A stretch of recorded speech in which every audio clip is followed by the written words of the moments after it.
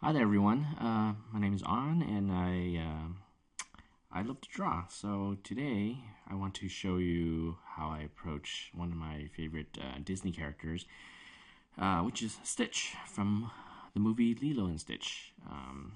So let's get started. I'm in Photoshop here, and as you see, I have my layers set up where I have this is the underdrawing layer. So let's start with a rough drawing of Stitch on this layer, and then we can refine it with the next layer. So this is not a Photoshop tutorial by any means, so you can do this all on paper if you like.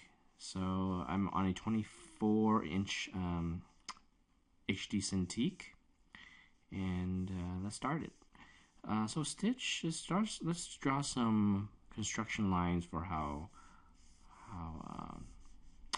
tall he is.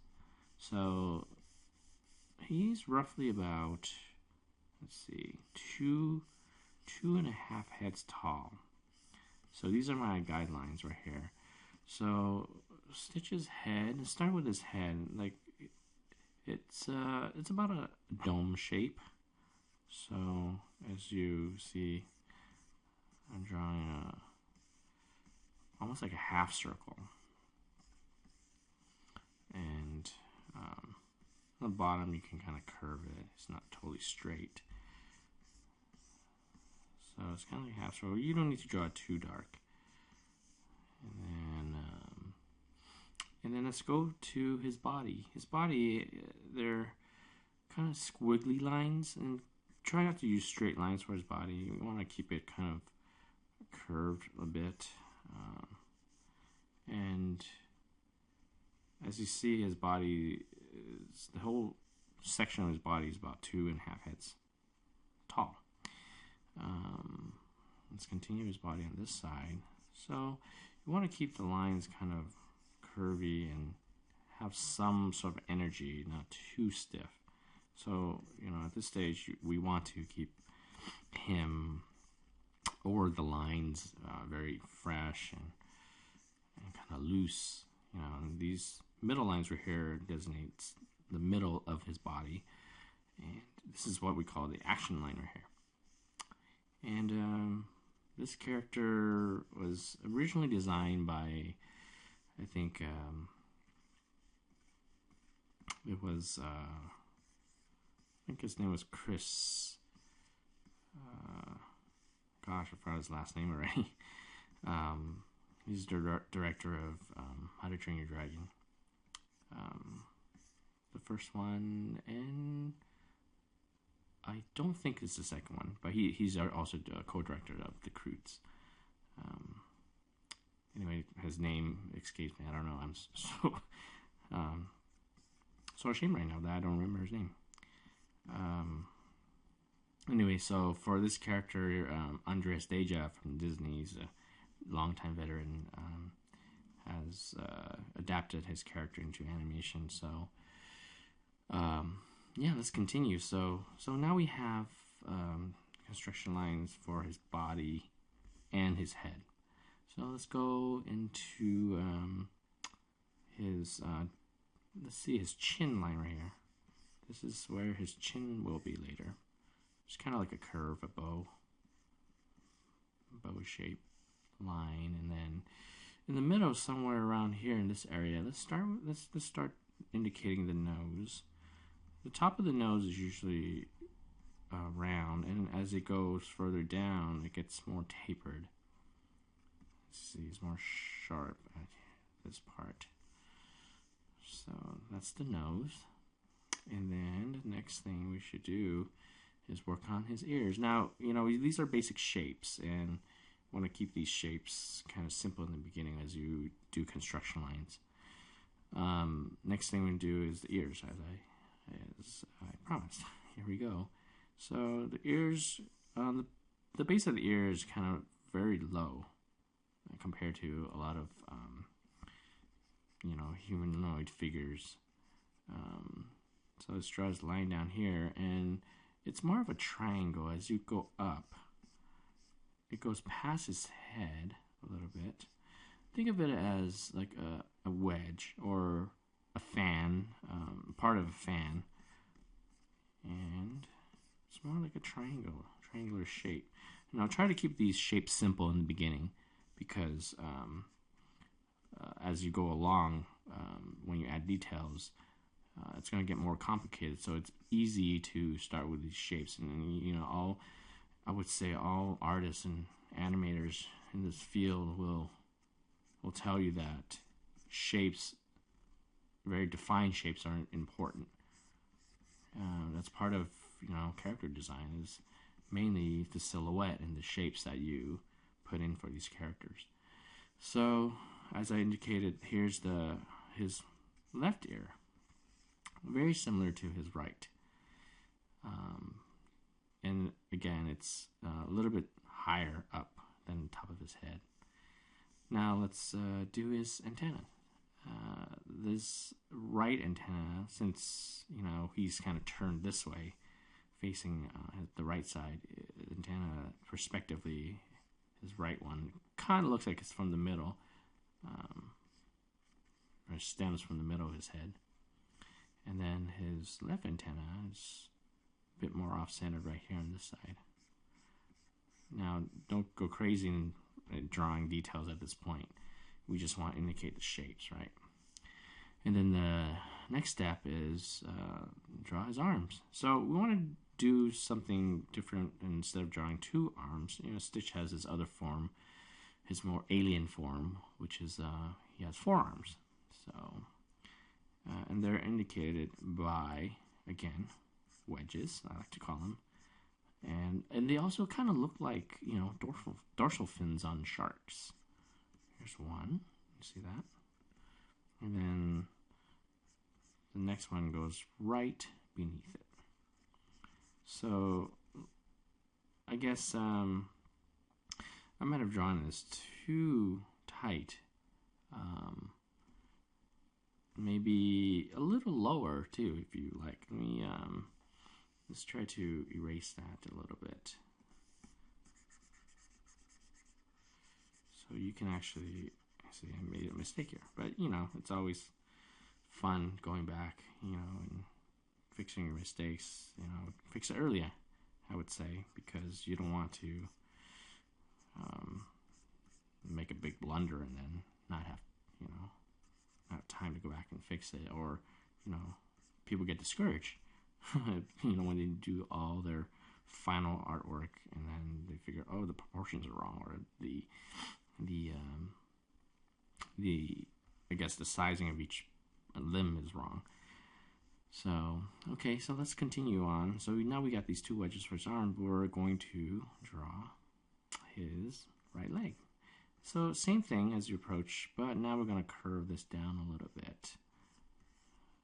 You see this curves in, and then keep it rough, and then we're going to indicate his toes on the bottom, just a couple of lines here. And then let's do the right side. I mean the left side. We finished with the right side. Now let's do again these dorsal looking arms, dorsal fin looking arms. And again, keep it loose. You have to put that much detail into it. And then his left leg again, and then indicate his toes. In the bottom of his body, you can just kind of put a line there for now. Like I said, it's kind of the bowing shape, kind of like his chin right here. And again, lightly suggest his fingers, or I like to call them claws. Stitch has some crazy looking claws, I believe. I mean, they look kind of menacing. If he didn't have a cute face, I would be intimidated by these claws. They kind of look scraggly and very, very, I would say, not cuddly, versus his whole body. His whole body is very much like a squirrel shape, very, very chunky and chubby, and that's part of the design. When they designed him, Andres Deja had mentioned, I think, that he wanted to keep a lot of his arms and his legs, kind of chunky, to kind of give it the cute factor, maybe. So anyway, you indicate hands, and it's fine. That's as fine as it is right now. You don't have to go to that much detail. So the next step is the eyes. Now this is a little bit tricky because you want to make sure that the eyes are turned correctly in the right perspective. Since he's facing his right, so his right eye would definitely be, I would say, foreshortened. Foreshortened meaning, it doesn't look like it's straight on, and there's perspective built into what you're drawing. Okay, so this is his right eye. It looks like a bean shape, and then you kind of follow the bottom of his line right here, his eye line, and you draw his other eye right here. So the bottom of his eye is kind of close to the bottom of his nose. So you can actually adjust this one. And yeah, I believe it's close to this part right here. And then it's very much like a teardrop or a bean shape. Like that. So imagine it being like, a drop of water. And, keep it rough. Erase this a little bit. I kind of want to move it down a little bit. Might be a little high because I want to keep this eye line very, very level with each other.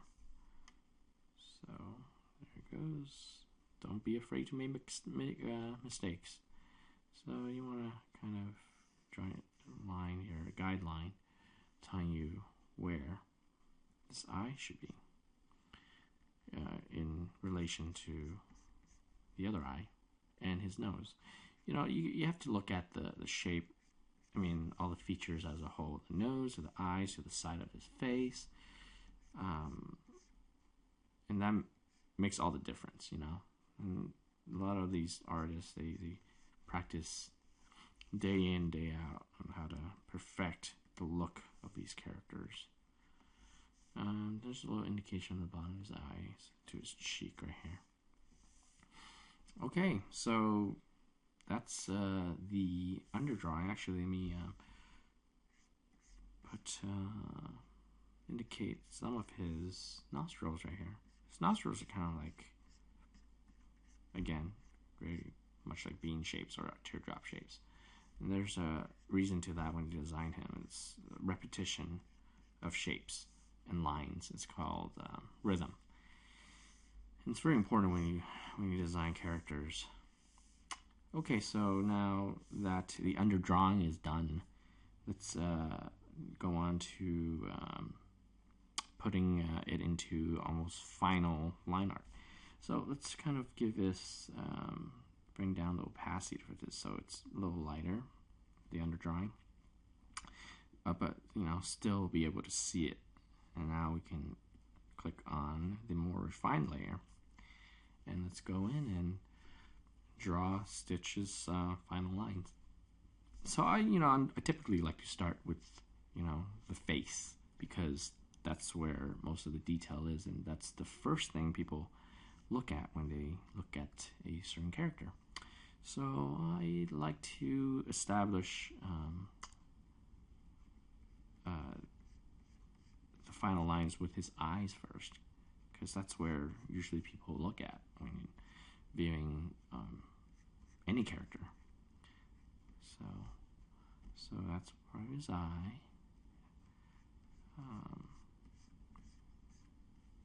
So that's his right eye. It looks like a bean, And you can indicate some. This is the highlight. You can just kind of draw kind of oval shape. And then let's go to this other eye, his left eye.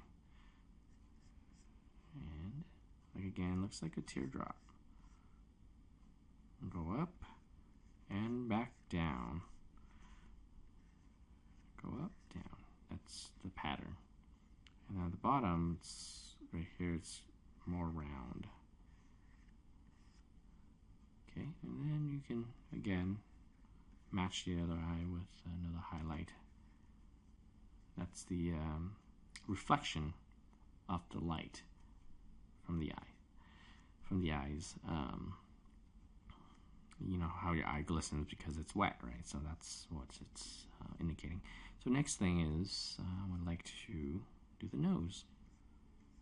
The nose again, you know, very round at the top. Round at the top. And as it goes down, it tapers off a little bit. And again, tapers. And it's not a sharp point at the bottom. It's still kind of blunt looking, but not sharp. And indicates nostrils. Another curved line here. And from the top of his nose, there's some skin right here. That's kind of, you know how you scrunch up your nose? You have extra skin right here, you know? That's what he has. And the next thing, we want to now work on the face structure. From here, let's start at the top of his head. I know some of you want to move to the mouth, but for me, I mean, I like to start at the top of the head. Next, it's up to you. I mean, there's no right or wrong way you're doing this. So start with his brow a little bit, kind of one line, and then that's his part of his eyelid, I believe, and then draw the top of his head. It's, you know, pretty much like a dome shape, curved line. And then, as you curve down here, he has his other eyebrow, which comes out of here.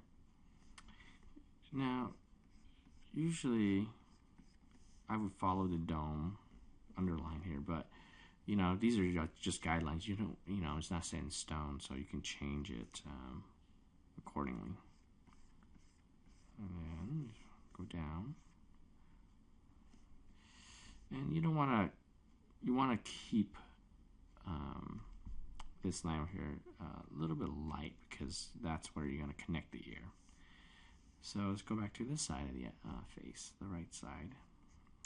Since we turn this way, the eyes actually cover parts of the face. So this is the side of his cheek. Go down, just small little line. Okay, and then goes down to the bottom of his mouth right here. Okay, and then now let's draw the mouth. His nose right here has a little line that comes down here. You know how cats have this, cats and dogs, they have this connecting line to the mouth? That's what Stitch has.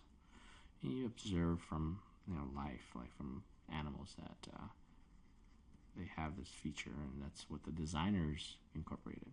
So let's draw his mouth.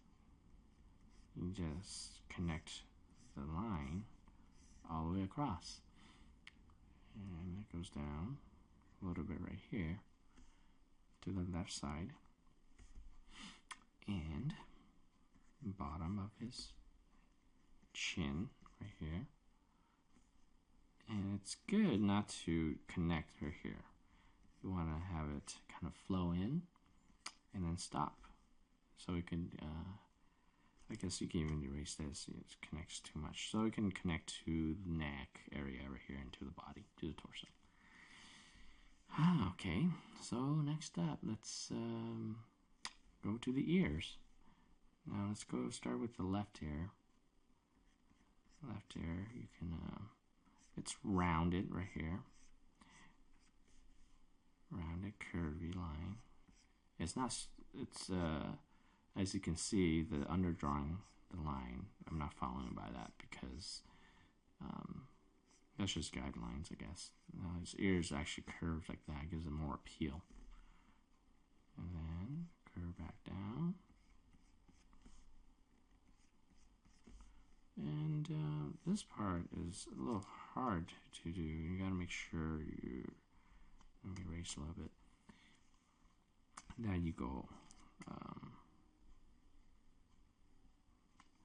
You go down further to make it like, well, this is his earlobe, right? You have earlobes, I have earlobes. Some people might not, actually. But, so you want to make it round.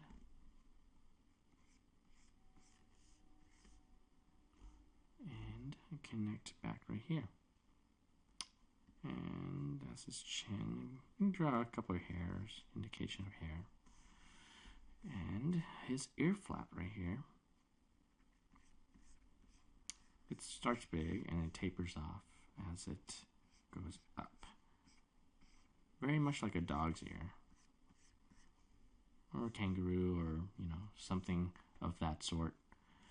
And the bottom of his ear has a little tiny flap as well. You know, nice curvy lines, you know. Avoid straights. Stitch is a very squeezable character, so avoid straights. And he also had these ears that have been bitten off, or somewhat. There's like a, you know, chip on these ears, so indicate that, and then you just erase from there. Now let's go to the right side of the ear, and you know, it's pretty much the same thing as the left. So let's start connecting it, going down again. You know, curvy lines. Try not to do straight lines. And that's the front flap, and then here's the back of the ear. And you want to connect it right here at the bottom, and then there's another. Think of it as a tube, you know, a tube of paper. When you roll up a piece of paper, that's how his ears look like. Connect this part and the earlobe, and you go up. And again, now this time his right ear, he has the part that's kind of chipped off is up on top instead of the bottom. Yeah. It's not symmetrical to the other ear, and that, you know, gives it a lot of interest, appeal. You don't want it to look exactly the same, but still have some similarity to, you know, the other parts. Let's leave the antennas till the end. Let's go, you know, do the other important parts of the body. So now you got the mouth connected to the neck, connected to the body. So for the body, I just kind of like to indicate very light lines. Give them not too dark line. You want to not overpower the whole character. I mean, you kind of, he has some fur, I think, so you can indicate some fur right here, his belly, right? And I can kind of jump around the place sometimes from place to place, so sorry. Let's go back to the arms. So his arms, again, curved lines out, and that's his elbow kind of sticking up in the air. And then draw the bottom of the arm. Again, curvy lines. I'd kind of like to, I'd like to create both his arms first, and then put in the hands, because you want to get the position of the arms correct first before you add detail, right? So, curvy lines. So it looks pretty good on this side. Let's try the other side. His elbow. And his underarm. And connect these two, and his other elbow. And And you want to make it kind of round and squishy, right? So for his other arm here, I want to make it a little round on the bottom. Okay, and let's go put in the detail of his hands. Like I said, he has claws, so I usually just first draw. The hands are kind of tough to draw, you know, but claws, not too bad, because, you know, Stitch is his own being, even though they've designed his arm to relate to some sort of animal that exists within the Earth realm. And I mean, it's wonderful design, and I love it. Sometimes maybe tough, but it's, you know, very similar to human hands, just very claw and windy shapes, as you can see. It may take a little bit of getting used to, so it's kind of like curve, lots of curves. And then his thumb, or I don't know what would you call it. Yeah, I guess we call it his thumb. Let's see, curves like this. There's two joints. You want to keep it. Just look at your own hands, kind of see the anatomy of it. Okay, the bottom, and you know, one curve, one knuckle, the claw right here, and second knuckle, claw, third knuckle, claw. He has 4 per hand, and then his thumb. Okay, then let's do the other side. Again, curve, claw, and again, they overlap each other, right? A little bit. It's not straight on when you look at it. One, claw, and it could be kind of wavy too. Sometimes I've noticed that they're not perfect claws, and that adds to the appeal of him. And then his last one here, with yeah, I would equate his claws to they look like gummy worms to me, but with, you know, kind of sharp. Silly, right? Okay. And then his thumb. So, okay, now let's do his legs. Let's draw his legs. Let's go with his right leg. So, this is his thigh. Now, when you draw stuff like this, make sure they don't go too close to each other. These two lines, his hand right here versus his, you know, his thigh. So let's kind of keep it apart. That's what's called tangency. And you want to keep tangency to a minimum, just because your eyes tend to gravitate, and there's a saying that if 2 lines are together, your eyes tend to stress out about it. Your brain tells you, oh, those lines should either touch or they should overlap. So let's give it, you know, more space. Okay, so let's do his toes, right? They're kind of like claws too, but they're thicker. And they do have little nails right here. That's one. That's the second one. And they look like mini, like, talons from, you know, like, I would say like a old, you know, dinosaur looking type of thing. So another claw right here. He has 4, by the way, I think. And I'll just show 3 right here because the other one's probably being covered prospectively. Then his heel. Let's indicate his heel. And his bottom right here. Just draw a line through the other side. Okay, now let's do his other thigh. Again, you want it to be away, no tangency. You want to be away from this claw right here. I think that looks good. Not too close. And side. Let's draw his other claw. So there's one.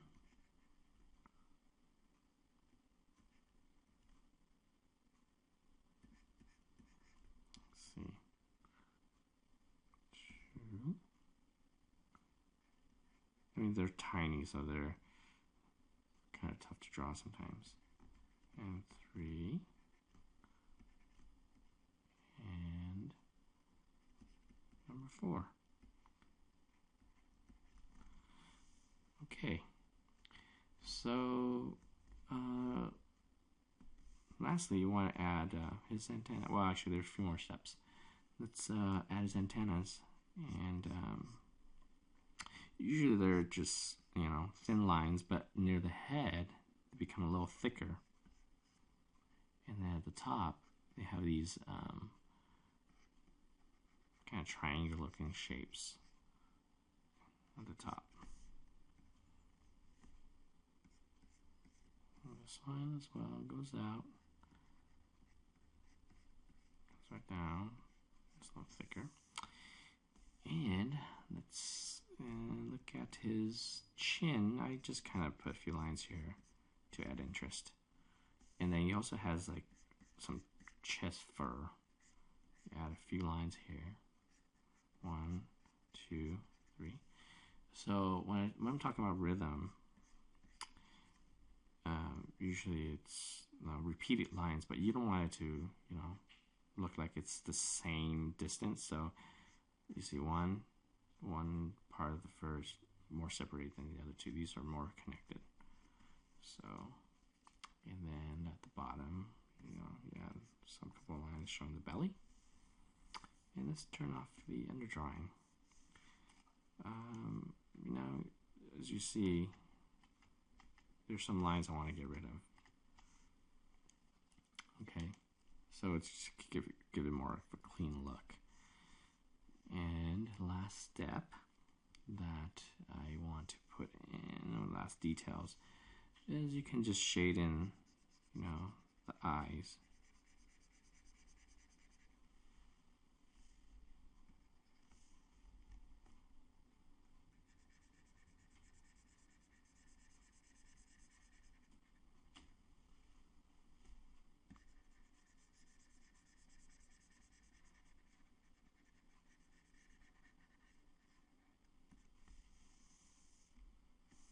And then you can just indicate the ground if you like.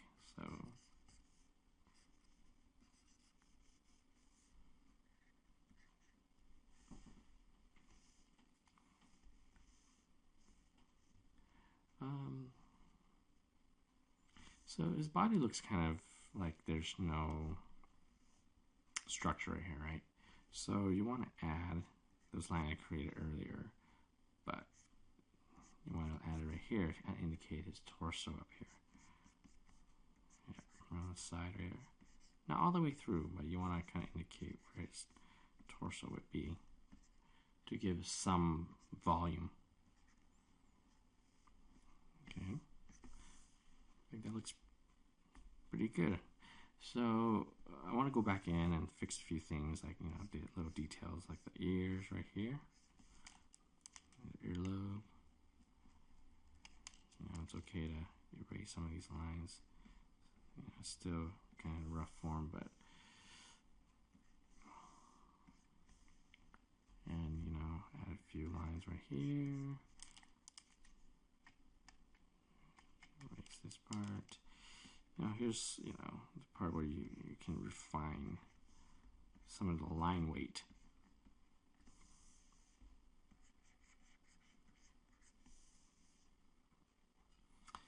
So that's it. I guess I'll stop right here. So this is on again, drawing stitch.